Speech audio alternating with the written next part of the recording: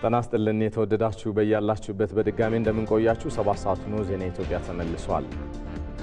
ሮዛ መኮንን፣ ሰለሞን ኃይለ ኢየሱስ አብረናችሁ እስከ 8 ሰዓት ድረስ ቆይታ የምናደርግ ይሆናል። ዜና ኢትዮጵያችን የምዕራፍ 2 ወደ እናንተ እየተሻገረ ሁለተኛው ምዕራፍ ላይ እንዳልነው ቀደም ሲል ደርሰናል። የተለያዩ ርዕሰ ጉዳዮችን ሰንቀናል።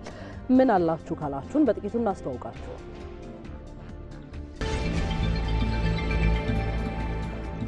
ጠቅላይ ሚኒስትር አብይ አህመድ የመደመር መንግስት መጽሐፍ በመፍጠርና በመፍጠን ለሁለንተናዊ ብልጽግናን ለኢትዮጵያ ለማሳካት የሚያስችል ቀመርን የያዘ ሰነድ ነው ሲሉ ተናገሩ።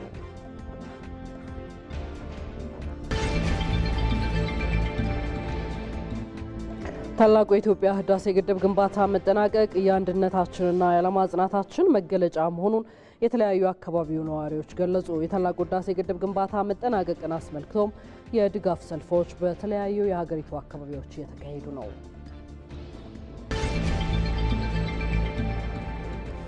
የዓለም የህሙማን ደህንነት ቀን ለ7ኛ ጊዜ በኢትዮጵያ በመከበር ላይ ነው።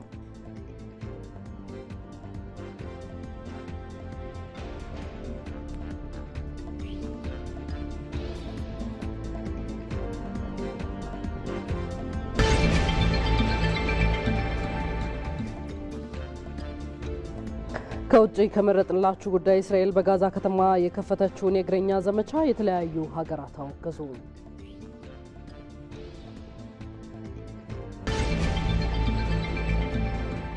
የ2025-26 የአውሮፓ ሻምፒየንስ ሊግ የምድብ ጨዋታዎች ትናንት መካሄድ ሲጀምሩ የእንግሊዝ ክለቦች አርሰናልና ቶትናም ተጋጣሚዎቻቸውን አሸንፈዋል። ከስፖርት የመረጥነው ጉዳይ ሆኖ ይዘልቃል።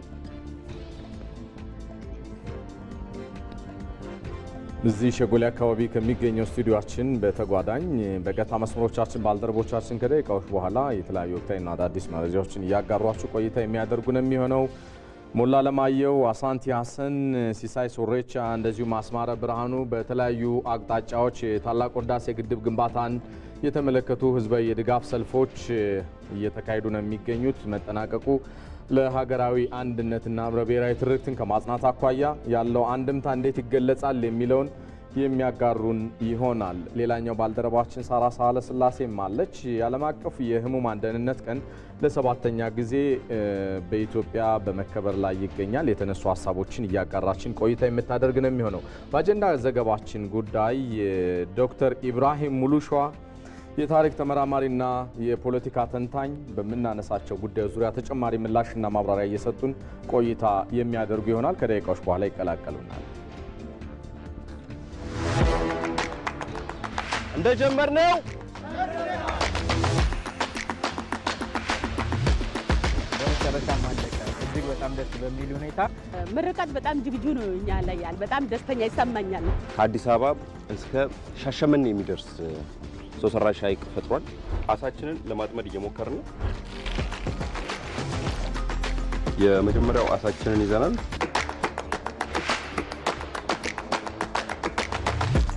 እኔ ራሴን ችዬ በዚህ በቃ እተዳደራለሁ። ቢያንስ ማለት በልቼ አድራለሁ።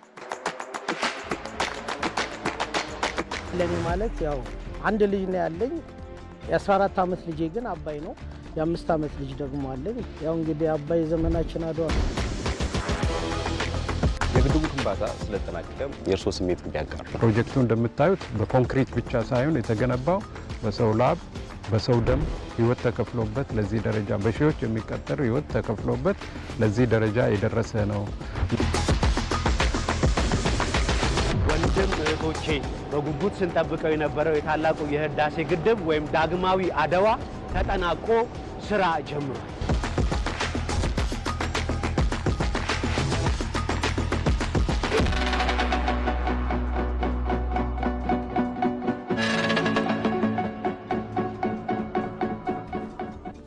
የኢትዮጵያችንን እየተከታተላችሁ ትገኛላችሁ። የተወደዳችሁ ዘገባዎቻችንን ወደ እናንተ ማድረስ እንጀምራለን። ጠቅላይ ሚኒስትር ዶክተር አብይ አህመድ የመደመር መንግስት መጽሐፍ በመፍጠንና በመፍጠር ሁለንተናዊ ብልጽግናን ለኢትዮጵያ ማሳካት የሚያስችል ቀመርን የያዘ ሰነድ መሆኑን ተናገሩ። የመደመር መንግስት የምትመስል ሳይሆን የምትመሰል ሀገርን መፍጠር ዓላማው ያደረገ ኢትዮጵያዊ የፖለቲካ ኢኮኖሚ ሳቢ መሆኑንም ጠቅላይ ሚኒስትሩ ተናግረዋል። ይህ የመደመር መንግስት አራተኛው የመደመር እሳቤ መጽሐፍ በትናንትናው ዕለት ተመርቋል። ይህንን ጉዳይ ወደ ኋላ ላይ በዝርዝር የምንመለስበት ይሆናል። ይቀጥላሉ ዘገባዎቻችን። የዓለም የህሙማን ደህንነት ቀን ለ7ኛ ጊዜ በኢትዮጵያ በመከበር ላይ ነው። የዘንድሮ የህሙማን ደህንነት ንቅናቄም በዋናነት ከ9 ዓመት በታች የሆኑ ህጻናት ደህንነት ላይ አተኩሮ እየተዘጋጀ ነው። እዚህ ጉዳይ ላይ ልናቆያችሁ ነው። ሁነቱን እየተካተለች የምትገኘው ዘጋቢያችን ሳራ ሳለስላሴ ተጨማሪ መረጃዎችን ልታጋራን በቀጥታ መስመራችን ላይ ነች። ሳራ ሰላም ላንቺ፣ እንደምን ቆየሽ? የህሙማን ደህንነት ንቅናቄው በህፃናት ወይ ደግሞ ጨቅላ ህፃናት ላይ ያተኮረበት ዋነኛው ምክንያት ምንድን ነው ተባለ? የተላለፉ መልእክቶችን ሰብሰብ አድርገሽ ንገሪን እስኪ። እሺ እንግዲህ ዛሬ በዚህ በአለርት ሆስፒታል በጤና ጥበቃ ጋር በመተባበር ማለት ነው እየተከበረ የሚገኘው 7ኛው ዓለም አቀፍ የህሙማን ደህንነት ነው ማለት ነው። የህሙማን ደህንነት ሲባል እንግዲህ ከበር ጀምሮ ህሙማን ወደ ጤና ማዕከላት ሲሄዱ ምን አይነት እንክብካቤ ሊያገኙ ይገባል፣ መረጃቸውስ በምን ያህል ሊጠበቅ ይገባል የሚለውን ሁሉ ዲጂታላይዜሽንን ጨምሮ እንዲሁም የህክምና ሲስተሙን ማዘመን ላይ ያተኮረ ነው ማለት ነው። ከዚህ ባሻገር ግን በተለይ የዘንድሮ የዓለም ጤና የዓለም የህሙማን ደህንነት ፎከስ የሚያደርገው ወይም ደግሞ ትኩረት የሚያደርገው ከ9 ዓመት በላይ በታች ያሉ ህጻናትና ጨቅላ ህጻናት ላይ ነው ማለት ነው። ምክንያቱም ጨቅላ ህጻናት ከተለያዩ ማህበረሰብ አካላት ጋር ሲወዳደር በጣም ለጉዳት ተጋላጭ በመሆናቸው ትኩረት ተደርጎ ሊሰራበት እንደሚገባ በመድረኩ ተነስቷል ማለት ነው። ለጨቅላ ህጻናትና ለህጻናት ደህንነት ደግሞ ዋናውን ሚና የሚወስዱት ወላጆች፣ አሳዳጊዎች እንዲሁም ሆስፒታሎች ወይም ደግሞ ጤና ተቋማት ናቸው ማለት ነው። ስለዚህ በእነዚህ የተቀናጀ አሰራር የህፃናትና ጨቅላ ህፃናት ደህንነት መጠበቅ ወይም ደግሞ ጤና መጠበቅ እንግዲህ ትኩረት ተሰጥቶት ንቅናቄ ይደረግበታል ማለት ነው። አሁን የምንገኝበት የአለርት ሆስፒታል እንግዲህ በተለያዩ ስፔሻላይዜሽኖች ላይ እየሰራ እንደ ልህቀት ማዕከል ሆኖ እንዲያገለግል የተለያዩ ማሻሻያዎችን እየሰራ ራሱን እያዘመነ እንደሆነ እንግዲህ በመድረኩ ተጠቁሟል። ከዚህ በፊትም ይታወሳል በህፃናት አይን ህክምና ላይ የልህቀት ማዕከል ለመሆን ማዕከል መክፈቱ ዘግበን ነበር ይታወሳል። አሁንም እንግዲህ በጨቅላ ህፃናት ላይ ስፔሻላይዝድ የሆነ በተለይም ከ500 ግራም ማለትም ከ1 ኪሎ በታች የሆኑ ህጻናት ጭምር ማለትም ጤንነታቸው ተጠብቆ እንዲያድጉ ማድረግ ደረጃ ላይ መድረሱን የሚያመላክቱ ነገሮች በመድረኩም ላይ ምስክርነት የተሰጠባቸው ሆኗል ማለት ነው። በአጠቃላይ የህሙማን ደህንነት ለማስጠበቅ ግን ከውሃ አቅርቦት ከኤሌክትሪክ አቅርቦት ጀምሮ የተለያዩ ደህንነታቸውን ሊያስጠብቁ የሚችሉ በማዕከላትም ሆነ በሐኪሞች ማለት ነው ደህንነታቸውን እንዲጠበቁ የሚያስችሉ ስራዎች የማዘመን እንዲሁም ደግሞ ሆስፒታሎች አክሪዲቴሽን ወይም ደግሞ የአይሶ ተመዝጋቢ እንዲሆኑ በዚህ ዓመት እየተሰራ መሆኑ ከኃይል አቅርቦት ጋር ተያይዞ ከፀሐይ ኃይል ጋር በመላ ሀገሪቱ የሚገኙ ሆስፒታሎችና ጤና ማዕከላት በፀሐይ ኃይል ተደራሽ እንዲሆኑ እየተሰራ መሆኑ እንግዲህ ከጤና ጥበቃ ሚኒስቴር ወይም ደግሞ ከጤና ሚኒስቴር ተነግሯል ማለት ነው። ባልደረባችን ሳራ ሳለስላሴ ስለ መረጃዎችሽ እናመሰግናለን። መልካም ቀን።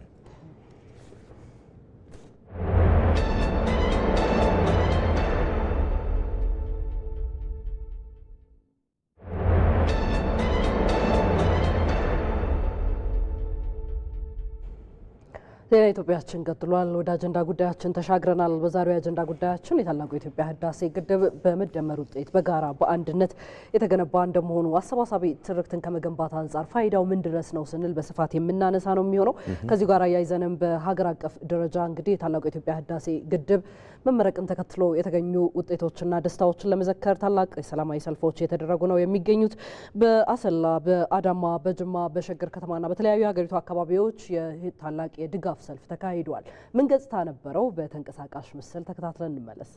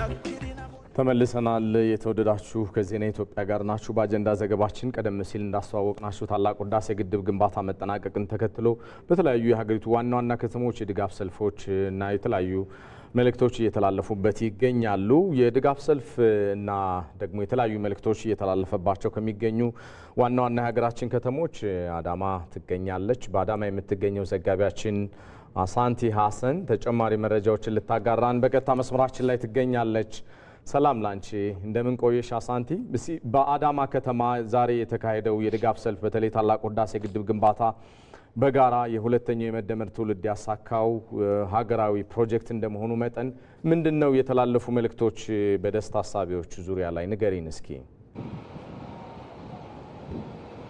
አመሰግናለሁ ሰለሞን። እንደምን ዋላችሁ ተመልካቾቻችን። እንግዲህ የታላቁ ህዳሴ ግድብ መመረቅን በመከተል በተለያዩ የሀገሪቱ ክፍሎች እንዲሁም አዲስ አበባን ጨምሮ እንግዲህ ባለፉት እሁድና ቅዳሜ ሰልፎች ሲካሄዱ ነበሩ። ይህም ሰልፍ እንግዲህ የደስታ ማጋራት እንደዚሁም ደግሞ የድጋፍ ሰልፍ ነው ማለት ነው። እንግዲህ በህብረት ችለናል በሚል መሪ ሀሳብ ዛሬም በመቀጠል እንግዲህ በኦሮሚያ ክልል ደረጃ በተለያዩ የሀገሪቱ ክፍሎች እየተካሄደ ነው የሚገኘው። ይህም እንግዲህ ታላቁ የህዳሴ ግድብ በልጆቿ በራሷ አቅም እንግዲህ ከማንም እርዳታን ሳትጠይቅ ኢትዮጵያ የራሷ የሆነውን ሀብት እንግዲህ ለመጠቀም ደግሞ አሳምራ እንዲህ አብቅታለች ማለት ነው። ይህንን እንግዲህ ለማጋራት እንዲሁም ደግሞ የታላቁ የኢትዮጵያ ህዳሴ ግድብ እንግዲህ ቀደም ሲል እንዳነሳው ዳግማዊ አድዋ የሆነውን እንግዲህ ህዝቧ ደግሞ በመዘክር ላይ ይገኛል ማለት ነው። እንግዲህ ይህ የኢትዮጵያ ህዳሴ ግድብ ደግሞ ለኢትዮጵያውያን እንዲሁም ደግሞ ለምስራቅ አፍሪካ ለጎረቤት ሀገራትም ታላቅ ትርጉም ያለው ነው። በዓለም የኢትዮጵያን ማንነት እንግዲህ ከፍ ያደርጋል ብለን እንላለን። እንግዲህ ዛሬ ደግሞ እኛ የምንገኘው አዳማ ከተማ ላይ ነው። አዳማ ከተማ ላይ ደግሞ ህዝቡ በነቂስ በመውጣት ጠዋት ላይ እንግዲህ የተለያዩ መፈክሮችን በመያዝ ደግሞ ይህንን ታላቁን የህዳሴ ግድብ ደግሞ ዘክሯል ማለት ነው። እንግዲህ የተለያዩ መፈክሮችን ይዞ ነው የተገኘው። ይህ ህዝብ እንግዲህ ስሜታቸው በጣም ደስ ይላል፣ ይጋባል። እንግዲህ እኛም በቀጥታ ስርጭት ወደ ተመልካቾቻችን ስናደርስ ነበረ። እንግዲህ ይህን ተከትሎ ደግሞ ተጨማሪ መረጃ ሊሰጡኝ አንድ እንግዳ አጠገብ ያሉ ማለት ነው። እሳቸውም አሸናፊ አጀማ ይባላሉ። የአዳማ ከተማ ፓርቲ ጽህፈት ቤት ኃላፊ ናቸው። እንደምን አሉ? እስኪ ዛሬ እንግዲህ በአዳማ ከተማ ታላቁ የህዳሴ ግድብ መጠናቀቅን መመረቅን አስመልክቶ ህዝቡ እንዲሁም ደግሞ የምስራቅ ሸዋ ዞን ነዋሪዎችም ተወጣጥተው አንድ ላይ ደስታቸውን ሲያጋሩ ሲገልጹ እንዲሁም ደግሞ የኢትዮጵያ ህዳሴን ግድብ ሲዘክሩ ነበርና እስኪ አንድምታው ምንድን ነው? እድሉን ስለሰጣችሁኝ በጣም አመሰግናለሁ። ዛሬ ማለዳ 12 ሰዓት ጀምሮ የአዳማ ከተማና የምስራቅ ሸዋ የህብረተሰብ ክፍሎች በነቂስ ወጥቶ ህዳሴ ግድብን መጠናቀቅን ተከትሎ ሰላማዊ ሰልፍ አካሂደዋል። ሰላማዊ ሰልፉ ላይ የተለያዩ መፈክሮችን አሰምተዋል። እንግዲህ ህዳሴ ግድባችን ግድቡ ብዙ ፈተናዎችን አልፎ ዛሬ በመድረሱ ደስታቸውን ሲገልጹ ነበረ። ግድቡ የደም የላብ እንዲሁም የአንድነታችን ውጤት መሆኑን የተዘከረበት መድረክ ነበረ። ወጣቶች፣ አባገዳዎች፣ የመንግስት ሰራተኞች እንዲሁም የመንግስትና የግል ድርጅቶች እዚህ እንትን ላይ ተገኝተዋል። ደስታቸውን ሲገልጹ ነበረ። ይሄ በአንድነት ከቆም በመንግስት የተሰጡ አቅጣጫዎችን ተከትለን የምንሰራው ስራዎች እንደዚህ አይነት ድል እንደሚያጎናጽፈን የታየበት መድረክ ስለሆነ በጣም ጥሩና ብዙ አንድነታችን የሚገልጹ መፈክሮች የታዩበት ሰላማዊ ሰልፍ ማለት ይቻላል። መልካም። እንግዲህ እስኪ ፋይዳው እንግዲህ ያለምንም ፖለቲካ ልዩነት የህዝቡ አንድነት እንደዚህ ተጠናክሮ ከተሰራ ኢትዮጵያ የማንችለው ነገር እንደሌለ ያሳየንበት ጥሩ እንትን ማለት ይቻላል እና የታየው አንድነት የታየው የህዝቡ ፍላጎት በምርቃቱ ላይ ግራንድ የሆኑ እቅዶች ጠቅላይ ሚኒስትሩ ያበሰሩት ነበረ። እሱን ለማሳካት አንድነታችንን ጠንክረን ሰላማችንን ጠብቀን የልማት ስራችንን ጠንክረን ሰርተን በሌላ እድል እንደምንገናኝ ተጨማሪ ቃል የገቡበት ነው ማለት ይቻላል። አመሰግናለሁ። ክብረት ይስጥልኝ። እንግዲህ ተመልካቾቻችን ይህ የህዳሴ ግድብ አዲሱ ትውልድና የለውጡ መንግስት በአንድነት በመሆን ያሳኩት ነው። ይህም እንግዲህ ተሻግሮ ወደዚህ የመጣው በቅብብሎሽ ከግብ የደረሰ ታላቁ የህዳሴ ግድብ ነው። እንግዲህ ማታ ላይ ደግሞ በተጨማሪ ዜናችን ወደ ተመልካቾቻችን የምናደርስ ይሆናል። እናመሰግናለን። አሳንቲ ሀሰን በቀጥታ መስመራችን ከአዳማ፣ እንግዳሽንም እንዲሁ መልካም ቀን። እዚሁ አጀንዳ ጉዳያችን ላይ ነው የምንገኘው። የታላቁ የኢትዮጵያ ህዳሴ ግድብ በአባይ ላይ የነበረውን የትውልድ ቁጭት የቀየረና አዲስ ታሪክ የተመዘገበበት መሆኑን የኦሮሚያ ክልል ምክትል ርዕሰ መስተዳድር አወሉ አብዲ ገለጹ። የታላቁ ህዳሴ ግድብ መጠናቀቅን አስመልክቶ በኦሮሚያ ክልል አርሲ ዞን አሰላ ከተማ ህዝባዊ የድጋፍ ሰልፍ ተካሂዷል። የጨፌ የኦሮሚያ አፈ ጉባኤ ሳዕድ አብዱራህማን፣ የኦሮሚያ ክልል ምክትል ርዕሰ መስተዳድር አወሉ አብዲና ሌሎች የክልሉ አመራሮችም በድጋፍ ሰልፉ ላይ ተገኝተዋል። ይህንኑ ርዕሰ ጉዳይ በተመለከተ በስፍራው የሚገኘው ሪፖርተራችን ሙላ አለማየሁን ተጨማሪ የሆነ መረጃ እንዲያደርሰን በቀጥታ መስመራችን ላይ አግኝተነዋል። እንዴት ውለሃል ሙላ? እንግዲህ በአሰላ ከተማ የህዳሴ ግድብ መጠናቀቅን አስመልክቶ በተካሄደው የድጋፍ ሰልፍ ላይ ምን ዋና ዋና የሚባሉ መልእክቶች ተላለፉበት? ስሜቱስ እንዴት ነበር? እስኪ ያጋራል።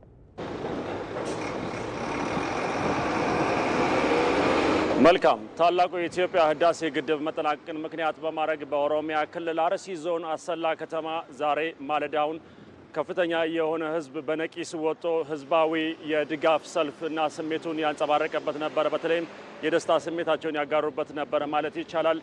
ከሌሊት 10 ሰዓትና 9 ሰዓት አካባቢ ጀምሮ ነው የዞኑ ነዋሪዎች፣ የተለያዩ የህብረተሰብ ክፍሎች፣ አባገዳዎች፣ ሀደ ስንቄዎች፣ ፈረሰኞች፣ ወጣቶች ወደ ስቴዲየሙ በተለያዩ ባነሮችን እና መልእክት ያላቸውን ባነሮችን በመያዝ ወደ ስቴዲየሙ ያመሩት። ከፍተኛ ዘፈኖች፣ ጭፈራዎች፣ የተለያዩ ስሜትን የሚያስተጋቡ የደስታ መልእክቶችም የተላለፉበት ነበር። ታላቁ የኢትዮጵያ ህዳሴ ግድብ የኢትዮጵያ ማንሰራራት ማሳያ ነው። የአንድነታችንና የህብረታችን ውጤት ነው። በህብረት መቻላችንን ያረጋገጥንበት ነው የሚሉና መሰል መልእክቶችን በመያዝ ነው እንግዲህ ወጣቶችና የተለያዩ የህብረተሰብ ክፍሎች ወደ ስቴዲየሙ ወደ አሰላ ስቴዲየም ያመሩት ነበር። በዚህ የተለያዩ መልእክቶችን በተለይ ደግሞ የታላቁ የኢትዮጵያ ህዳሴ ግድብ በተለይ በዓለም አቀፍና በሀገር አቀፍ በሀገር ውስጥም ከውጭም የተለያዩ ተጽዕኖዎች ነበሩት። ያንን አልፎ ውጤት መብቃቱ እንዳስደሰታቸው የተለያዩ የህብረተሰብ ክፍሎች ገልጸዋል። የኦሮሚያ ክልል ምክትል ርዕሰ መስተዳድር አቶ አወሉ አብዲ በዚህ ስነ ስርዓት ላይ ተገኝተው ታላቁ የኢትዮጵያ ህዳሴ ግድብ ይህ ትውልድ ታሪክን ከመንገርና ከመስማት ባለፈ አዲስ ታሪክን እየጻፈበት መሆኑን ማረጋገጫ ነው ብለዋል። ከውስጥና ከውጭ በተለያየ ገንዘብ ምንጭ እንዳናገኝ ግድቡን በራሳቸው አቅም መገንባት አይችሉትም የሚል የተሳሳተ አመለካከት ነበረ። ያንን አመለካከትና ያንን ትርክት የቀየረ አዲስ ህብረ ብሔራዊ ትርክትን የፈጠረ መሆኑን ታላቁ ህዳሴ ግድብን አጽንኦት ሰጥተው ገልጸዋል። በተለያዩ ጊዜዎች የተለያዩ ፈተናዎችን ነበረበት። ያንን ፈተና መሻገር የተቻለው ከህዝቡ ጋር መንግስት በትብብር መስራቱ ነው ብለዋል። በተለይ ደግሞ ህዳሴ ግድብ የተለያዩ ችግሮች መሀል ላይ ያጋጥመውት ነበር። የለውጡ መንግስት ከመጣ በኋላ ለግድቡ ግንባታ መጠናቀቅ በተለይም ደግሞ ትኩረት በመስጠት ለልማት የሰጠውን ትኩረት ማሳያ ነው ብለውታል። መንግስት ለልማት የሰጠውን ትኩረት ማሳያ ህዳሴ ግድብ ህዝቡን በማስተባበር ይህን ፍጻሜ ማድረሱ ነው። ይህንን መልካም ተሞክሮ ደግሞ በቀጣይም በሰላምና በልማት ህብረተሰቡ ከመንግስት ጋር በመተባበር ማድገም ያስፈልጋል ሲሉ አቶ አወሉ ገልጸዋል። ታላቁ የኢትዮጵያ ህዳሴ ግድብ በመሪዎች ቅብብል፣ በስርዓት ለውጥ ህዝቡ በነቂስ እየወጣ ካለውም ከሌለውም ላይ የላብና የደም ዋጋ የከፈለበት መሆኑ ይታወቃል። በአሰላ አካባቢ ያሉ ህብረተሰብ ክፍሎችም ይህንን ያንጸባረቁበት ደማቅ የደስታ ስሜትና የድጋፍ ሰልፍ ነበር ማለት ይቻላል።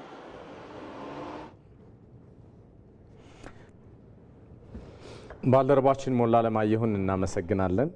ዘገባዎቻችን የሚቀጥላሉ። ታላቁ ህዳሴ ግድብ ግንባታ ላይ ትኩረታቸውን አድርገው በተለይ መጠናቀቁን በተመለከተ በተለያዩ የሀገራችን አካባቢዎች እየተደረጉ ያሉ የድጋፍ ሰልፎችን እና ዘገባዎችን እንመለስባቸዋለን። እዚሁ ጉዳይ ላይ ግን እንግዳ ጋብዘን ተጨማሪ ምላሽና ማብራሪያ እንዲሰጡን እዚህ ስቱዲዮአችን ይገኛሉ።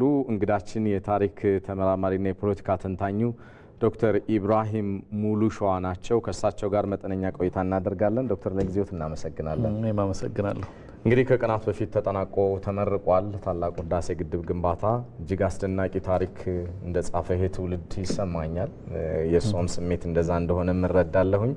ዳግማዊ አድዋ የሚል ትዕምርት ወይ ደግሞ ሲምቦሊዝም የሆነ መልእክት እንደተቃኘበትም ጠቅላይ ሚኒስትር አብይ አህመድ ሲያነሱት በተደጋጋሚ ጊዜ ሰምተናል።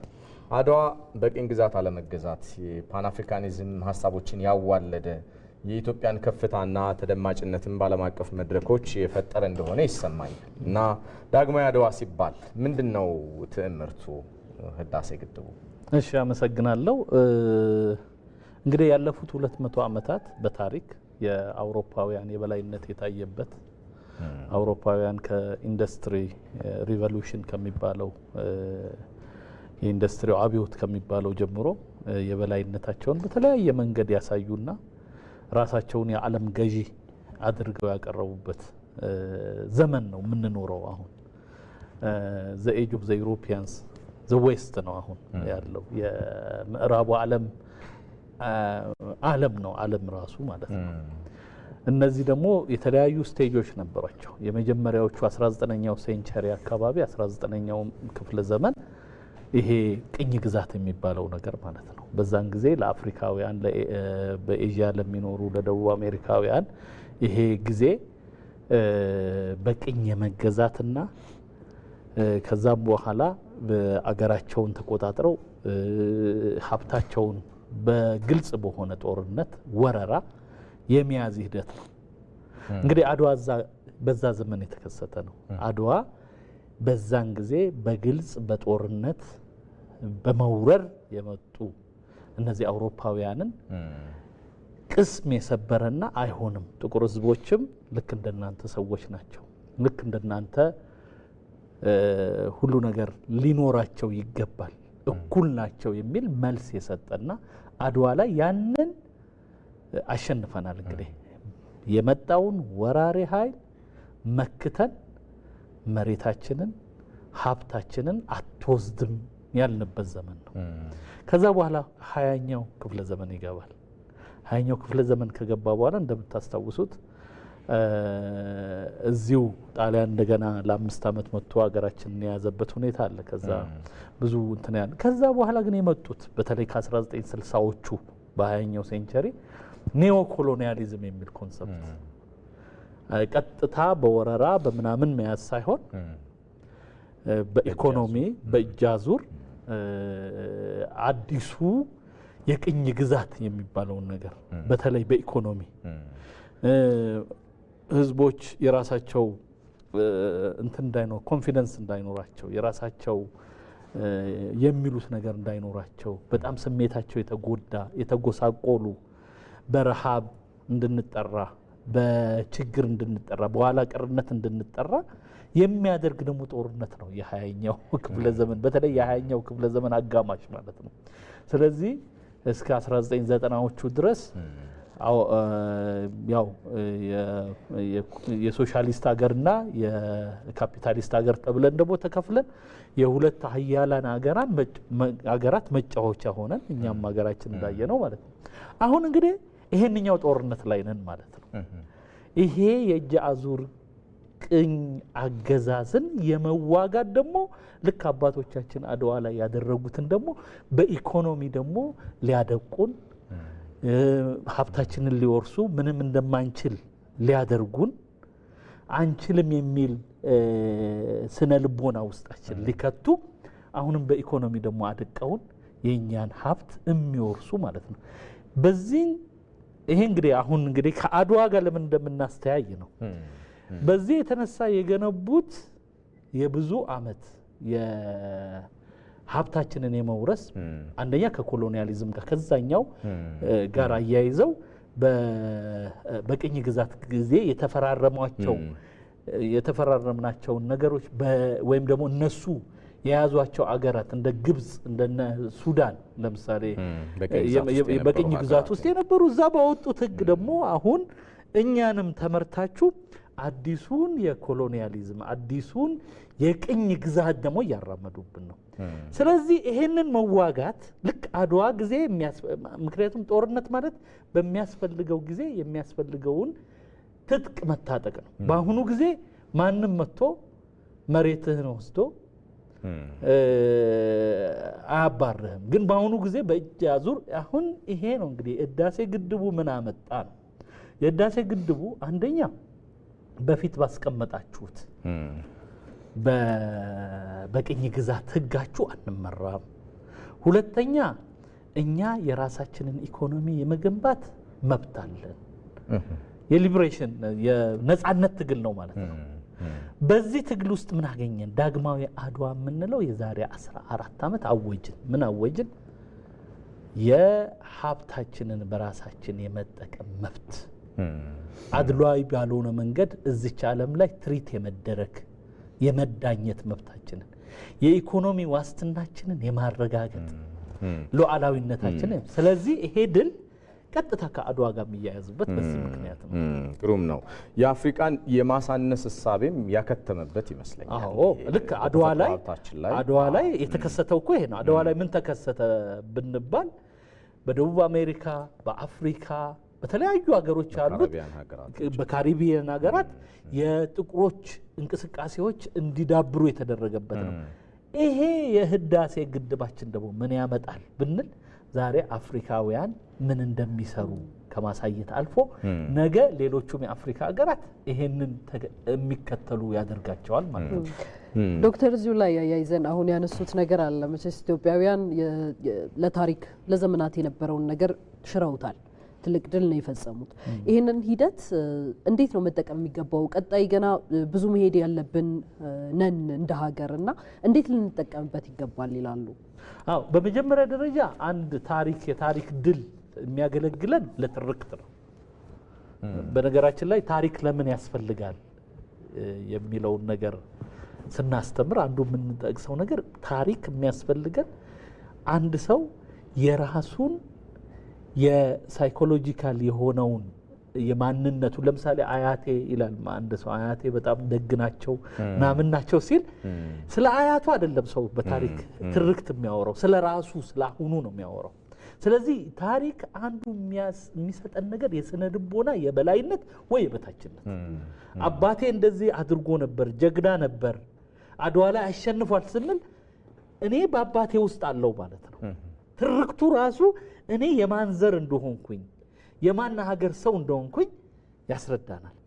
ስለዚህ አንደኛው እንደዚህ አይነት ስራዎች መስራት የድል ታሪኮች የህዝብን የአገርን ስነ ልቦና በማሳደግ ትልቅ ጠቀሜታ አላቸው።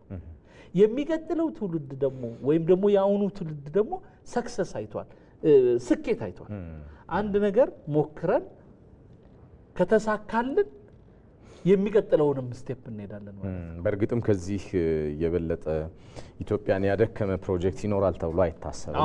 ለወደፊቱ ሊመጡ የሚችሉ አዳዲስ ፕሮጀክቶችን በጽናት ገንብቶ ሀገርን ለማጽናት ለሚደረገው ጥረት ሁሉ በር ከፋች ነው። አንደኛ በር ከፋች ነው፣ ሁለተኛ እንደሚቻል አውቀናል። የሆነ ነገር ይቻላል አንቻልም አይቻልም ተብለን ለብዙ ሺህ ዓመታት የቆየን ነው። አባይን መድፈር ማለት አይቻልም የተባለን እንዲቻል ማድረግ ነው። ስለዚህ የመቻልን ስነ ልቦና ማሳደግ ነው። ግሩም ነው። የታሪክ ተመራማሪና የፖለቲካ ተንታኝ ዶክተር ኢብራሂም ሙሉሸዋ እዚህ ስቱዲዮአችን ተገኝተው ሀሳቦትን ስላጋሩን በተመልካቾች ስም አብዝተን ነው የምናመሰግነው። እኔም በጣም አመሰግናለሁ። መልካም የተወደዳችሁ፣ አሁንም ይህንን የታላቁ የኢትዮጵያ ህዳሴ ግድብ ጉዳይን በአጀንዳነት እያነሳን ነው የምንገኘው። የድጋፍ ሰልፉ ምን ገጽታ አለው? አሁንም ቀጥለን ወደ እናንተ የምናደርሰው ነው የሚሆነው ማለት ነው። ወደ ሌላ ርዕሰ ጉዳያችን ሻገር ብለን እንመለስበታለን።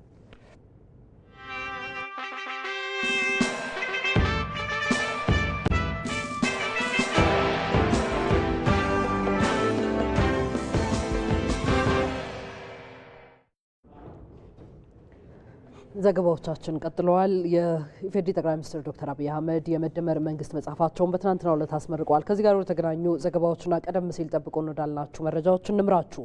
ጠቅላይ ሚኒስትር ዶክተር አብይ አህመድ የመደመር መንግስት መጽሐፍ በመፍጠንና በመፍጠር ሁለንተናዊ ብልጽግናን ለኢትዮጵያ ለማሳካት የሚያስችል ቀመርን የያዘ ሰነድ መሆኑን ተናገሩ። የመደመር መንግስት የምትመስል ሳይሆን የምትመሰል ሀገርን መፍጠር ዓላማው ያደረገ ኢትዮጵያዊ የፖለቲካ ኢኮኖሚ እሳቤ መሆኑንም ተናግረዋል። መሐመድ አልቃድር ተጨማሪውን ይዟል። መነሻ፣ መዳረሻ፣ መንገድና መንግስት በሚሉ 4 ሐሳቦች ዙሪያ ያጠነጥናል። ጠቅላይ ሚኒስትር አብይ አህመድ በመደመር እሳቤ የጻፉት 4ኛው መጽሐፍ የመደመር መንግስት። መጽሐፉ ኢትዮጵያ ምድረ ቀደምት ለዓለምም ያበረከተችው አስተዋጽኦ የላቀ ሆኖ ሳለ ለምን ድሃ ሆነች ከሚል ቁጭትና መንፈሳዊ ቅናት እንደሚነሳና መፍትሄዎችንም የሚያስቀምጥ መሆኑን ጠቅላይ ሚኒስትሩ አብራርተዋል። እንዲህና እንዲያነበር እኮ ያሰብኩት ትውልድ ይፋረደኝ እሳቤ ይሄ ነበረ እንዳልከውን እንዳላሳካ አስቸገሩኝ እንጂ ለሚል ሰበብ ፍለጋ የተዘጋጀ መጽሐፍ ሳይሆን ጊዜ ሲዝን ተሰጥቶናል። በግልጽ ምልከታና እሳቤ ሀገራችንን ብንሰራ ታሪክ ሰሪዎች እንጂ ዘካሪዎች አንሆንም በሚል ኢንቴንሽን የተዘጋጀ ሰነድ ነው። የመደመር መንግስት ማጠንጠኛው 4 መ ነው። የመጀመሪያው መነሻ ነው። ምንድነው መነሻው ያላችሁ እንደሆነ ቁጭት ነው። ኢትዮጵያ ለምን ድሃ ሆነች? ኢትዮጵያ ለምን ተረጂ ሆነች? ኢትዮጵያ ከማን ስለምታንስ ነው ከማን የምትረዳው የሚሉ የቁጭት ጥያቄዎችና ምክንያት ፍለጋ ነው። የኛ የለውጥ አራማጅነት የሚለካው ትናንትናን በመናድ ትናንትናን በማፍረስ እንጂ የጎደለ ሞልተን የላቀ የተሻለ አሸጋግሮ በመስጠት አልነበረም። የመደመር መንግስት ያልተሄደበትን መንገድ መጓዝ ይመርጣል። የመደመር መንግስት መነሻውን ዳሶ መዳረሻውን ይተልማል ያሉት ጠቅላይ ሚኒስትር አብይ አህመድ ድህነትን ለማሸነፍ በትጋት መስራት የመደመር መንግስት ግልጽ መንገድ መሆኑን አብራርተዋል። የመደመር መንግስት ከምኞት ይሻገራል፣ ፍላጎት ነው። በግልጽ ራዕይ የነጠረ መቼ ምን ብናሳካ የት ልንደርስ እንደምንችል የሚያመላክት የኢትዮጵያን ሁለንተናዊ ብልጽግና የሚፈልግ ብቻ ሳይሆን እንደሚቻል የሚያምን ነው። ለመምሰል ሞክረናል፣ ብዙ ጊዜ አልተሳካም። አሁን በእኛ መልክ፣ በእኛ እሳቤ፣ በእኛ ባህል ልክ ተቀርጾ በምሳሌነት የሚወሰድ ሀገር መገንባት እንፈልጋለን። ይህ ደግሞ ይቻላል ብሎ የመደመር መንግስት በጽኑ ያምናል። የመደመር መንግስት ኢትዮጵያውያን መሰባሰብና መደመር አለባቸው ብሎ እንደሚያምን የገለጹት ጠቅላይ ሚኒስትሩ ይህም የኢትዮጵያን ስብራት ለመጠገን የሚያስችል ኃይልን ለመፍጠር ያግዛለን ብለዋል። መንገዱ በተቻለ መጠን ኢትዮጵያውያንን በጋራ ራዕይ ላይ መሰብሰብ ያስፈልጋል ብሎ ያምናል። ኢትዮጵያውያን በጋራ ራዕይ ከተሰባሰቡ በኋላ ስብራት ለይተን መፍትሄ ማበጀት ደግሞ ያስፈልጋል። የኢትዮጵያ የእድገት ጉዞ ስብራት፣ የኢትዮጵያ ፖለቲካል ችግር ስብራት ዋነኛው ጉዳይ የጥላቶቻችን አጀንዳ ነው። ይሄም መለያየት ነው። ዘር፣ ሃይማኖት፣ ጾታ፣ ሰፈር፣ መንደር እየተባለ መለየት ነው። ለዚህ መፈወሻ መድኃኒት ደግሞ መደመር ብቻ ነው። መደመር አለብን። የምንደመረው መከፋፈል የኛ የኢትዮጵያውያን ሐሳብ ሳይሆን ኢምፖዝ የተደረገ ተውት ስለሆነ ያለ መከላከል እንደመራለን። ኢትዮጵያ የተዘጋባትን ለመክፈት የመደመር መንግስት መፍትሄዎችን የሰነደ መሆኑን ጠቅላይ ሚኒስትሩ በመጽሐፉ ምርቃት ወቅት ተናግረዋል።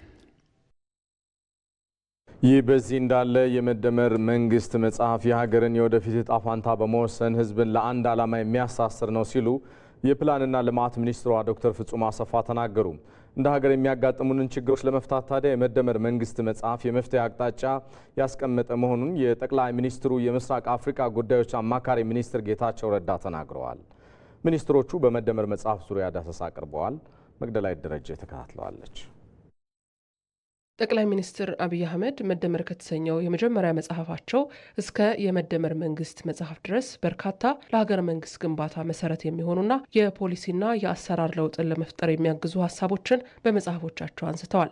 በትላንትናው ዕለት የተመረቀው የመደመር መንግስት መጽሐፍም እንዲሁ ከመደመር ፍልስፍና በተመዘዙ ሀሳቦች የዳበረ እንደሆነ ተገልጿል። በመጽሐፉ ላይ ዳሰሳ ያቀረቡት የፕላንና ልማት ሚኒስትር ዶክተር ፍጹም አሰፋ ዳሰሳቸውን በግብርና መስለው የመጀመሪያው የመደመር መጽሐፍ እንደ ምርጥ ዘር ሆኖ ሌሎች መጽሐፍትን ፈጥሯል ብለዋል። በመደመር የመጀመሪያው መጽሐፍ ላይ የመደመርን እሳቤና ፍልስፍና ጸሐፊው ክቡር ጠቅላይ ሚኒስትር ሲያስተዋውቁን ያን መጽሐፍ እንደ ምርጥ ዘሩ ነው እኔ የመሰልኩት ማለት ነው። ለዚህ ይመስለኛል ጸሐፊው ምርጥ ዘሩን መደመርን የመጀመሪያው መድብል ከጻፉ በኋላ የቀጣዮቹን መድብሎች ልክ እንደዚሁ መሬቱን ለማዘጋጀት ከዋናው ፍልስፍና ማዕቀፍ ከመደመር መጽሐፍ እየመዘዙ ለትግበራ እንዲመች ለሀገር ግንባታ እንዲውል ቀጣዮቹን መጽሐፍት እንግዲህ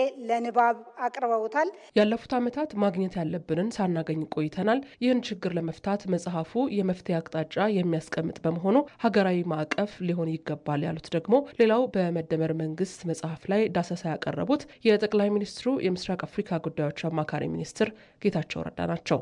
ዋናው ትኩረታችን መሆን ያለበት ያለፉት 100 ዓመታት 1000 ዓመታት ወቴቨር ቁጥር እንስተው ታሪካችንን ስንገመግም የሚገባንን ነገር ማግኘት ሳንችል ቀርተን አሁን ባለንበት ሁኔታ ውስጥ ያስገቡንን ነገሮች በትክክል መመርመርና ለነዚህ ብቃት ያለው መፍትሄ ለማስቀመጥ የሚያስችል የሐሳብ ሽርሽር ማድረግ መቻል ነው።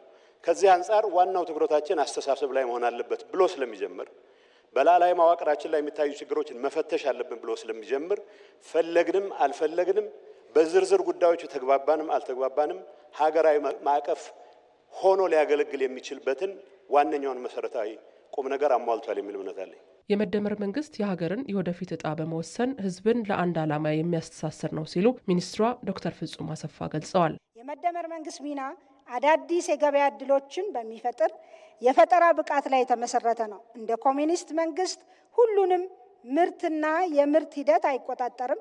እንደ ካፒታሊስት መንግስትም የገበያ ጉድለት በማስተካከል ላይ ብቻ አይወሰንም።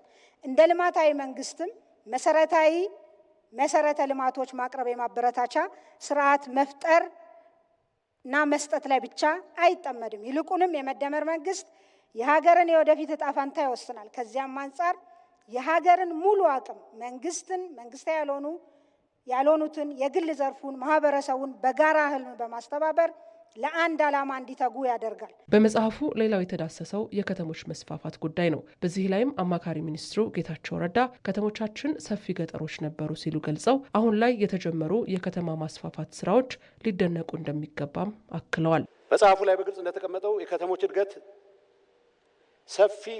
ከተሞቻችን ሰፊ ገጠሮች ነው የነበሩት። እጅግ በጣም ሰፊ ገጠሮች ነው የነበሩት። እስካሁንም ብዙዎቹ ከተሞች ሰፋፊ ገጠሮች ናቸው እንጂ እዚህ ጋር የሚባል የከተማ ኳሊቲ የላቸውም። መሰረተ ልማት የጎደላቸው ከዲጂታል ትራንስፎርማቲቭ ከሆነ ቴክኖሎጂ ጋር ብዙም ትውውቅ የሌላቸው የመልካም አስተዳደር ችግር በስፋት የሚታይባቸው ከግጭትና ከምን ያልተላቀቁ ነበሩ። ከተሞች መዘመናቸው ከተሜነት መስፋፋቱ ግድ ነው፣ የሚቀር ነገር አይደለም። ተፈጥሯዊ ስለሆነ የማይቀርልን ከሆነ ተዘጋጅተን አቅደን አስበንበት መግባት አለበት የሚል ነው ጽሁፉ። ከዚህ አንጻር አዲስ አበባን እንደማሳያ ተደርጎ የሚቀርበው ነገር ትክክለኛ ነው ብቻ ሳይሆን በእኔ እምነት አዲስ አበባ ውስጥ የማያቸውን ለውጦች አለማክበር፣ እንዲበረታቱ አለማድረግ ለኔ ድንቁርና ነው የሚል እምነት አለኝ። ጠቅላይ ሚኒስትር አብይ አህመድ የመደመር መንግስት መጽሐፍ ጊዜ ካለፈ በኋላ ይህንን ባደረግኩኝ የምንልበት እሳቤ ይሄ ነበር የምንልበት ሳይሆን ታሪክ ሰሪ እንጂ ታሪክ ዘካሪ ብቻ እንዳልሆንን የምናሳይበት ነው ሲሉ በምረቃ ስነ ስርዓቱ ላይ ተናግረዋል። የመደመር መንግስት መጽሐፍ ላይ ትኩረት ያደረገው ዘገባችን ቀጥሏል። የጠቅላይ ሚኒስትር አብይ አህመድ የመደመር መንግስት መጽሐፍ የኢትዮጵያን የመጪውን ብሩህ ገጽ የሚያመላክት መሆኑን ምሁራን ገለጹ። የመጽሐፉ ይዘት ችግሮችን ነቅሶ በማውጣት መፍትሄ አመላካች ነውም ተብሏል። ባየ ሙላት ዝርዝሩን ይዞታል። በጠቅላይ ሚኒስትር አብይ አህመድ የተጻፈው የመደመር መንግስት መጽሐፍ የሚነበብ ብቻ ሳይሆን ወደ ስራ የሚለወጥ ነው በማለት ገልጸውታል ዶክተር ዳኛቸው አሰፋ። ዶክተር ዳኛቸው በመጽሐፉ ምረቃ መድረክ ላይ ባቀረቡት የዳሰሳ ሀሳብ መጽሐፉ እንደ ሀገርም እንደ ዜጋም ያለንበትን ማህበራዊና ፖለቲካዊ ሁኔታ በግልጽ የሚያሳይ መሆኑን ተናግረዋል። የለውጥ ሀሳቦችን የሚገልጽ ነውም ብለዋል። ከዚህ ቀደም የመጡት ፈላስፎች ዓለምን በተመለከተ በተለያየ መንገድ ትንታኔ ወይም ትርጓሜ አቅርበዋል። ዋናው ቁም ነገር ግን ዓለምን መቀየር ነው ይላል ካርል ማርክስ። በእኔ አታይ ዶክተር አብይ አህመድ ሁለቱንም ማለትም ትንታኔን እና የለውጥ ፕሮጀክት ይዘው ስለቀረቡ የካርል ማርክስን ስሞታ ተሻግረዋል የሚል እምነት አለኝ። የመደመር መንግስት መጽሐፍ የዜጎችን እርስ በርስ መደጋገፍና ሀሳብን ያጎላ ለአንድነት አጽንኦት የሰጠ መሆኑንም በገለጻቸው ጠቅሰዋል። መጽሐፉ በእጅጉ ከፋፋይ አጨቃጫቂ የሆኑ ርዕሰ ጉዳዮችን አንስቶ ከላይ ሲታይ ምንም አይነት እርቅ አይገኝላቸውም የተባሉትን አቻችሎና አዳምሮ በዜጎች መካከል የእርስ በርስ መከባበር፣ ማህበራዊ መረዳዳትና መገናዘብ እንዲኖር ሀሳብ ይለግሳል። መጽሐፉ ለእያንዳንዱ ጉዳይ ምክንያታዊነትን መርሁ አድርጎ ችግሮችን የሚያመላክት መፍትሄም የሚጠቁም እንደሆነም በዳሰሳ ሀሳቡ ተነስቷል። ጠቅላይ ሚኒስትር አብይ አህመድ የመደመር መንግስትን የገለጹበት የመጽሐፉ ምዕራፍ የኢትዮጵያን መጪውን ብሩህ ገጽ የሚያመላክት መሆኑንም ዶክተር ዳኛቸው አሰፋ አብራርተዋል። የመደመር መንግስት ባህሪያት ፖለቲካል ኢኮኖሚ ትንሽ ይሄ ክፍል የኢትዮጵያ ፖለቲካል ኢኮኖሚ ቀዶ ጥገና የተደረገበት ምዕራፍ ነው። ዶክተር አብይ የተካነው የስነ መንግስት ፊዚዮሎጂስት መሆናቸውን ያስመሰከሩበት አካሄድ ነው።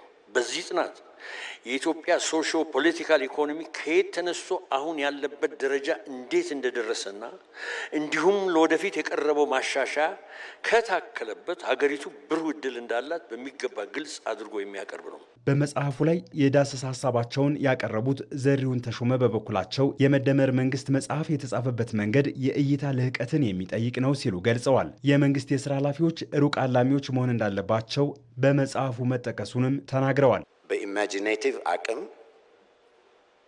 በጥራት በማሰብ በፍጥነት በመጓዝ ኤንድ በመፍጠር የታጀበ አመራር መሰረታዊ መሆኑ አለያ መንግስትነት እውቅና ከተሰጠው ባለፈው ጸሐፊው አንድ ኢንተርቪው ላይ የገጠርም የከተማም ወንበዴዎች እንዳለው እውቅና የተሰጠው ወንበዴና አድኖ በይ ከመሆኑ የራቅ አይሆንም ነው። መፍትሄ አመላካች ቁጭት የመጽሐፉ ቁልፍ ጉዳይ መሆኑንም ዘሪሁን ተሾመ ገልጸዋል። በየሁሉ ነገር ውስጥ ቁጭት አለ፣ ግን ከንፈር መጣጭና አስተኝ ቁጭት አይደለም። ተስፋማ ቁጭት፣ ኖ እንቀይረዋለን የሚል ቁጭት። ይሄንን ለማድረግ ግለቱ የሚሰማ እልህ እያንዳንዷ ፔጅ ውስጥ አለ። የመደመር መንግስት መጽሐፍ ጠቅላይ ሚኒስትር አብይ አህመድ በመደመር እሳቤ ላይ የጻፉት አራተኛ መጽሐፋቸው ሲሆን ፍልስፍናን ከተግባራዊ ሀሳቦች ጋር አሰናስኖ የያዘ መሆኑም ተገልጿል።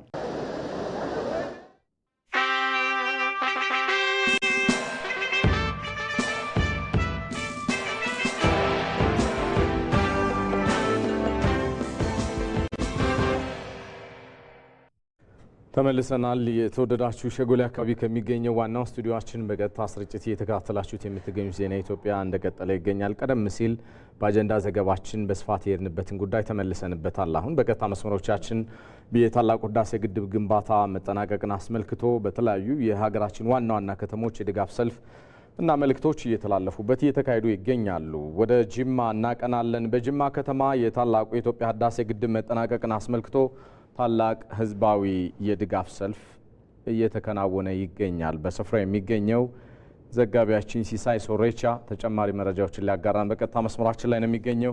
ሰላም ላንተ ሲሳይ፣ እንደምን ቆየህ?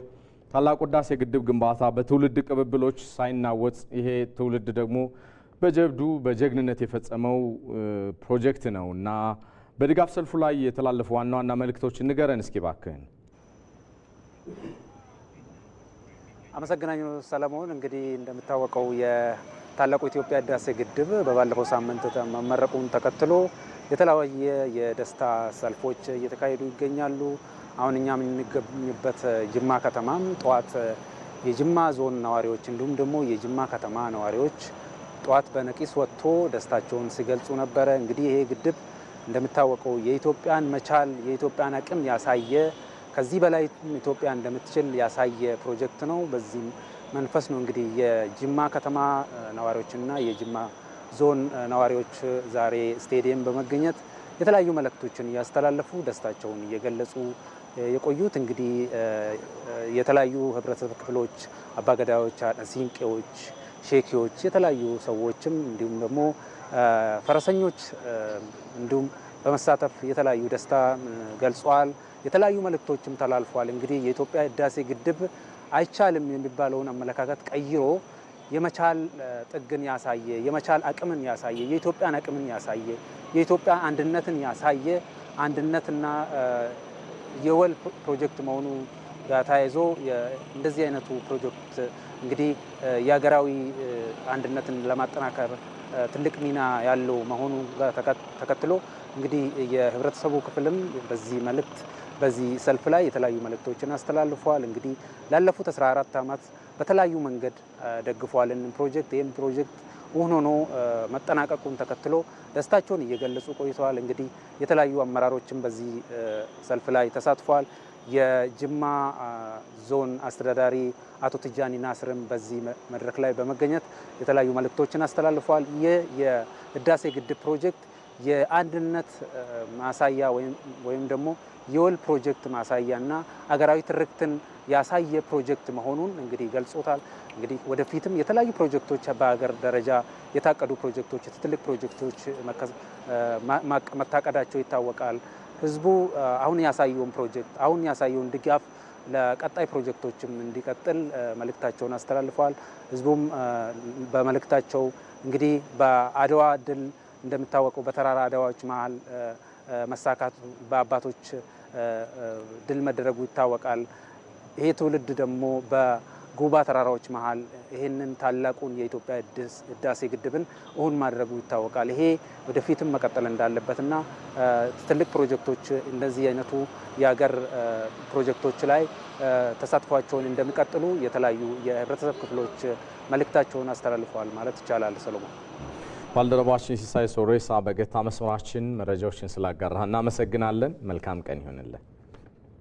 ቀጥለናል። የታላቁ የህዳሴ ግድብ ግንባታ መጠናቀቅ የአንድነትና የዓላማ ጽናት መገለጫ ነው ሲሉ የሸገር ከተማ ነዋሪዎች ተናግረዋል። በሸገር ከተማ አስተዳደር የታላቁ የኢትዮጵያ ህዳሴ ግድብ ግንባታ መጠናቀቅን አስመልክቶ ደማቅ የሆነ የድጋፍ ሰልፍ ተካሂዷል።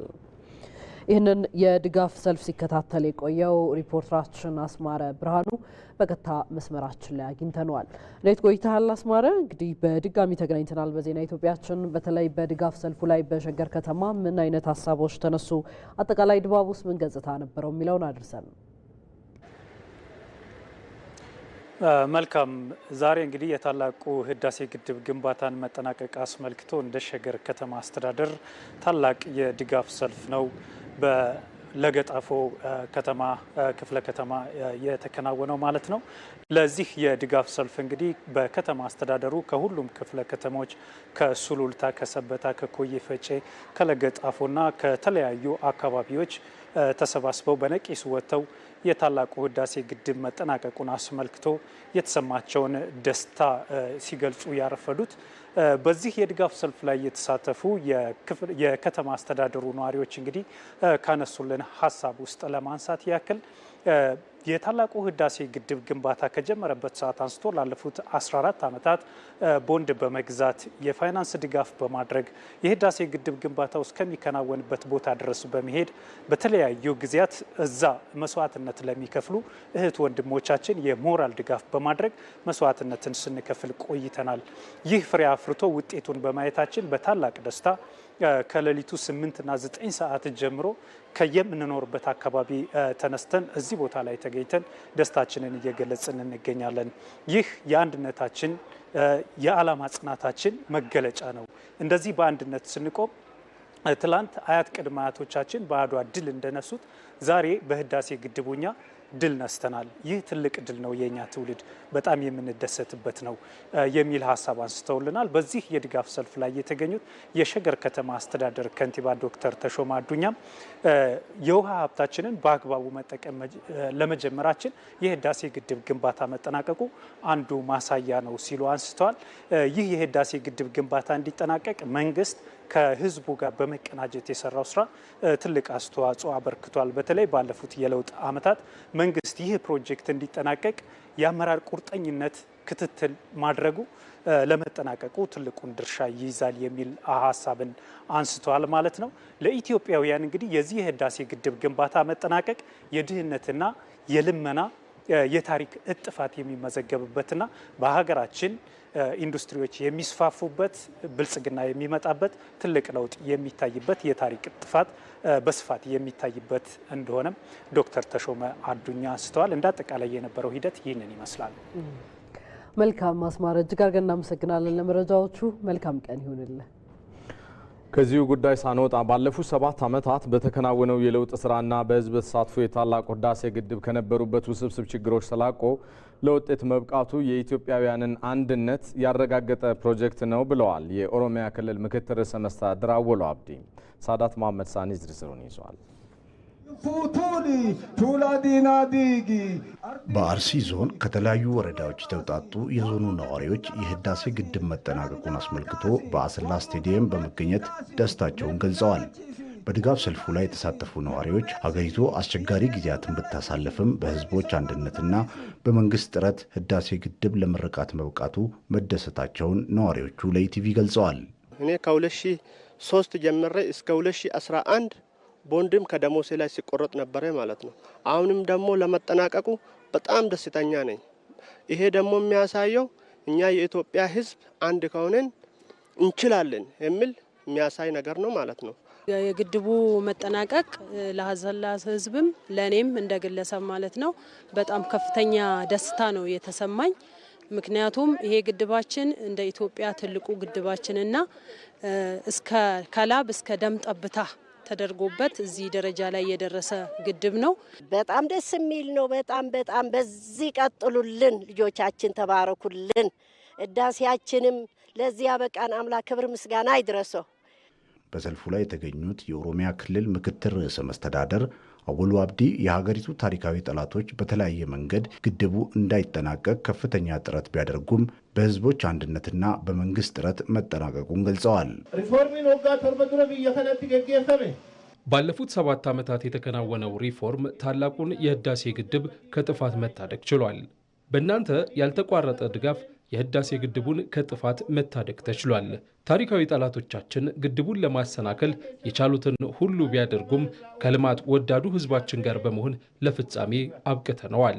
የግድቡ መጠናቀቅ የዚህ ትውልድ ደማቅ ታሪክ ነው ያሉት ምክትል ርዕሰ መስተዳደሩ ታሪክን ከመናገር ባሻገር ታሪክ መስራት እንደሚችልም የህዳሴ ግድቡ የዚህ ትውልድ ማሳያ ነው ብለዋል። ይህ ትውልድ ታሪክ ነጋሪ ብቻ ሳይሆን ታሪክ መስራት እንደሚችል የህዳሴ ግድብ ምስክር ነው። የዚህ ትውልድ አካል በመሆናችሁ እንኳን ደስ አላችሁ። ተግባብተን እንደ ህዝብ አንድ ሆነን ከሰራን የሚያዳግተን ስራ እንደሌለም ተገንዝበናል። ነዋሪዎቹ በግድቡ መጠናቀቅ የተሳተፉ አካላትን አመስግነው በቀጣይ የሚደረጉ ሀገራዊ የልማት ስራዎች ላይ እንደሚሳተፉ ጠቁመዋል። በተለይ በዚህ እግር መንገድ እኔ ምስጋና የሚያቀርበው ክቡር ዶክተር ጠቅላይ ሚኒስትር አብይ አህመድ በጣም ጀግና ሰው መሆኑን ልክ ከሱ በታይ ደግሞ ጀግኖች እንዳለ በተለይ ደግሞ አገር ወዳድ መከላከያ ሰራዊት በጣም አገር የሚወዱ እዛ ስላሉ ነገም ዛሬም ደግሞ እንደዚህ አይነት ግድብ 4-5 ማት ምኞቴ ነው ማለት ነው። የበለጠ ደግሞ የዛሬ አመት በዚህ ቀጥላችሁ ደግሞ ደስ ብሎን አሮጊቶቹ እንድንጦር ልጆቻችን እንድትባረኩልን ደስ እንዲላችሁ ደግሞ ደስታ ነው የሚሰማኝ። በሀገሪቱ በአብዛኛው ክፍል የህዳሴ ግድብ መጠናቀቁን አስመልክቶ ህዝቡ በተለያየ መንገድ ደስታውን በመግለጽ ላይ ይገኛል። ወደ ጅማ እንሻገር። በትውልድ ቅብብሎሽ ህዳሴ ግድብ ተጠናቆ ለምረቃ በመብቃቱ ከፍተኛ ደስታ እንደሰማቸው የጅማ ዞን ነዋሪዎች ገልጸዋል። የህዳሴ ግድብ የኛ ኢትዮጵያን የድል አድራጊነት ምልክት ነው ያሉት ደግሞ የጅማ ዞን ዋና አስተዳዳሪ ቲጃኒ ናስር ናቸው።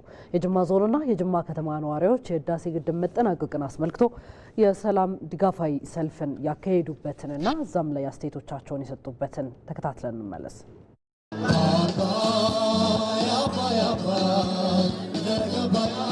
ሴና ጉያ ባየቲ መንግስቶኒ ኬኛ ግጌቶኒ ኬኛ መንግስቶኒ ዱሪ ሁንዲ የህዳሴ ግድብ የቀደሙ የሀገራችን መሪዎች ለዘመናት የተለያዩ ጥረቶችን ሲያደርጉበት የነበረ ነው። የውጭ ኃይሎች ኢትዮጵያ ደሃ ነች፣ በአባይ ወንዝ ላይ ግድብ መስራት አትችልም ያሉትን በትውልድ ቅብብሎሽና ጠቅላይ ሚኒስትር አብይ አህመድ በሰጡት በሳል አመራር የህዳሴ ግድብ እውን መሆን ችሏል። የህዳሴ ግድብ መጠናቀቅ ለኔ ዳግማዊ አድዋ ነው። ባየገመቹ ጉዳነት ደጋም ከፍተኛ ደስታ ነው የተሰማኝ። ይህ ደስታ ደግሞ የሁሉም ኢትዮጵያውያን ደስታ እንደሆነ እርግጠኛ ነኝ። ጠቅላይ ሚኒስትራችንም ሀገራችንን ለማሳደግ የሚያደርጉትን ጥረት ሁሉ ያሳካላቸው። እኛም ከጎናቸው ነን። በቀጣይም ኢትዮጵያ የባህር በር ባለቤት ሆና ከድህነት ትወጣለች። ጉያነዳ ጉያ ሴነ ቀቤሰን ጀዳ ማሊፊ አድዋ ለመፋዳ ጉያነዳ የዛሬው ቀን ታሪካዊ ነው። ለኔ ዳግማዊ አድዋ ነው። ለግድቡ ግንባታ ከውጭ ብድር ቢከለክሉንም በኢትዮጵያ ሕዝብ ርብርብ ልናሳካው ችለናል። በዚህም ደስታችን ወደር የለውም። በቀጣይ ለሚገነቡ ሀገራዊ ግዙፍ ፕሮጀክቶች ድጋፋችን ይቀጥላል።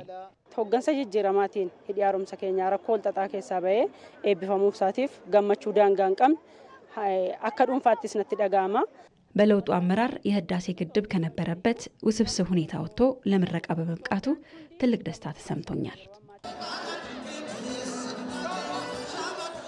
ሂዲያሩምሰ መለቶ እንጅፈልኖ ኡመተ ኢትዮጵያ የህዳሴ ግድብ የኛ የኢትዮጵያውያን የድል አድራጊነት ምልክት ነው።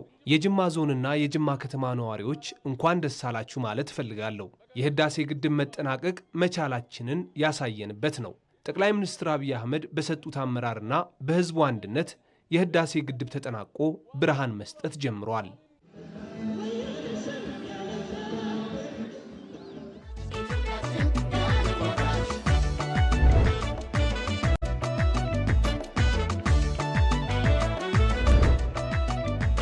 ቦክሳን ተኩስ ጀትሳና በርከላይ መትረየሳን ደቅን ጦርሳን መስሜዳው ላይ ጀግና ሳናስወግድ ሳጠራሸን ላይ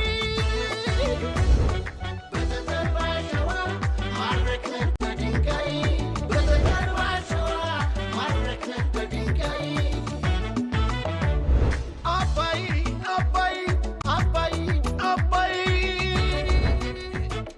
ዛሬ ከልጆች ቆንኮይ ልትወይ ዛሬ ከልጆች ቆንኮይ ልትወይ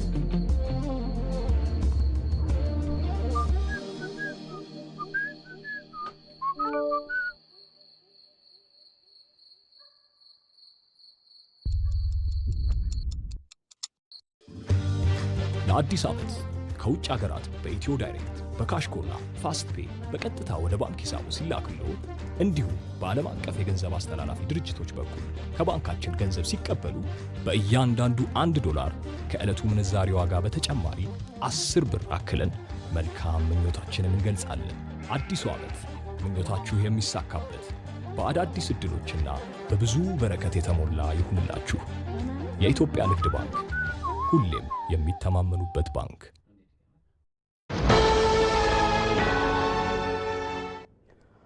ተመልሰናል። አዲስ አበባ ከሚገኘው ዋናው ስቱዲዮአችን በቀጥታ ስርጭት እየተከታተላችሁት የምትገኙት ዜና ኢትዮጵያ የውጭ ዘገባ ላይ ደርሷል። ለትንታኔ የመረጥነውን ጉዳይ ልናጋራችሁ ነው። እስራኤል በጋዛ ከተማ የከፈተችውን የእግረኛ ዘመቻ የተለያዩ ሀገራት እያወገዙት ነው። እስራኤል በከፈተችው የተለየ በተባለው በዚህ ዘመቻ ታዲያ በሺዎች የሚቆጠሩ ፍልስጤማውያን ከተማውን ለቀው እየሸሹ እንደሆነም እየተነገረ ነው። በላይ በቀለ ዝርዝሩን ይዟል።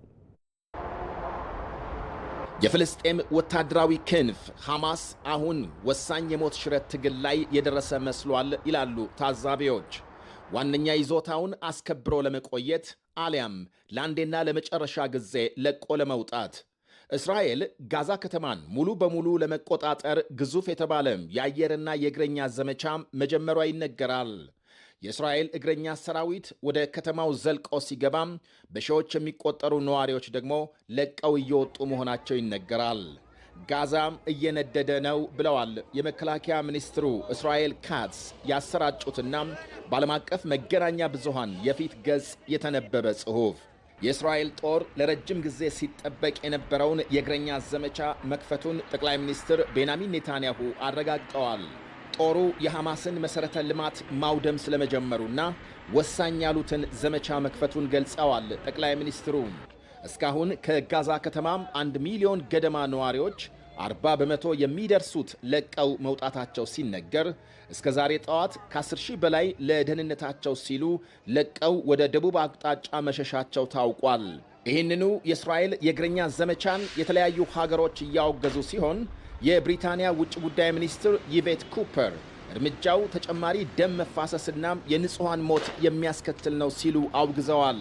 የቱርክ መንግስት በበኩሉ ዘመቻው የእስራኤል አዲስ የጅምላ ፍጅት እቅድ ሌላ የጅምላ መፈናቀል ያወጀ ነው ሲል፣ የጀርመን ውጭ ጉዳይ ሚኒስትር እስራኤል ፍጹም የተሳሳተ መስመር ላይ እንደምትገኝ በመግለጽ ግጭቱ በሰላም እንዲፈታ ጠይቀዋል። የፈረንሳይ መንግስት በበኩሉ እስራኤል ከእንዲህ ያለው አፍራሽ ተግባር ተቆጥባም ወደ ድርድር ጠረጴዛ እንድትመለስ ወደ ጋዛም የሰብአዊ እርዳታ ይገባ ዘንድ እንድትፈቅድ ጠይቋል። የመንግስታቱ ድርጅት ዋና ጸሐፊ አንቶኒዮ ጉቴሬዝ እስራኤል ለእውነተኛ የተኩስ አቁም ዝግጁ አይደለችም ብለዋል። ኒውዮርክ ላይ በሰጡት መግለጫ በጋዛ ሰላማዊ ሰዎችን ከጥቃት ለመከላከል የመንግስታቱ ድርጅት አባል ሀገራት ኃይል የመላክ እቅድ ካለ እንዲናገሩ ተጠይቀው የማይቻል እንደሆነ ገልጸዋል። የመንግስታቱ ድርጅት በመርህ ደረጃም ሰላማዊ ሰዎችን ብቻ ለመጠበቅ ኢላማ ያደረገ መመሪያም ወይም ደግሞ ስምሪት የለውም። የሆነ ሆኖ ተኩስ አቁም እንዲደረስና ጦርነቱ እንዲቆም ያላሰለሰ ጥረት ያደርጋል ብለዋል። በጋዛ ጦርነት 400 ገደማ የመንግስታቱ ድርጅት ሰራተኞች መገደላቸውንም አያይዘው ጠቅሰዋል። እስራኤልን በጅምላ ጭፍጨፋ የፈረጀውን የመንግስታቱን ድርጅት ሪፖርት አጥብቆ ያወገዘው የአሜሪካ መንግስት የጋዛውን ዘመቻ በተመለከተ እስካሁን በይፋ መግለጫ አልሰጠም። የአውሮፓ ህብረት በእስራኤል ላይ ማዕቀብ ለመጣል መዘጋጀቱ ሲነገር፣ የውጭ ጉዳይ ፖሊሲ ኃላፊ ኬጃ ካላስ ህብረቱ ከእስራኤል ጋር ካለው የንግድ ልውውጥ 37 በመቶ በሚሆነው ላይ ማዕቀብ እንደሚጥል ለዩሮ ኒውስ ገልጸዋል። ወደ ስፖርት ጉዳያችን ደግሞ እንለፍ። የ2025-26 የአውሮፓ ሻምፒየንስ ሊግ የምድብ ጨዋታዎች ትላንት መካሄድ ሲጀምሩ የእንግሊዝ ክለቦች አርሰናልና ቶተንሃምን ተጋጣሚዎቻቸውን ረትተዋል። 8 ጎሎች የተቆጠሩበት የጁቬንቱስና ዶርትመንድ ጨዋታ ባቻ ውጤትም ተጠናቋል። የተወደዳችሁ እኩለ ቀን 6 ሰዓት ጀምሮ በቀጥታ ስርጭት ተከታተሉት የነበረው የዛሬ ረቡዕ ዜና ኢትዮጵያ ይህንን ይመስል ነበረ። ሮዛ መኮንን፣ የሰለሞን ኃይለ ኢየሱስ፣ ዳይሬክተራችን አማን በአማን አውሎናል አይደል? ዛሬ ከመምሽ ጋር በደንብ እየታገለ ዋና አዘጋጇ ፋሲካ ያለው የካሜራ ባለሙያዎች አብረውን ነበሩ። እናመሰግናለን። ባልደረቦቻችን ኢቢሲን ምርጫችሁ አድርጋችሁ ስለዘለቃችሁ በእርግጥም ስለምትቆዩም እናመሰግናለን። ሰናይ ቀን ይሁን።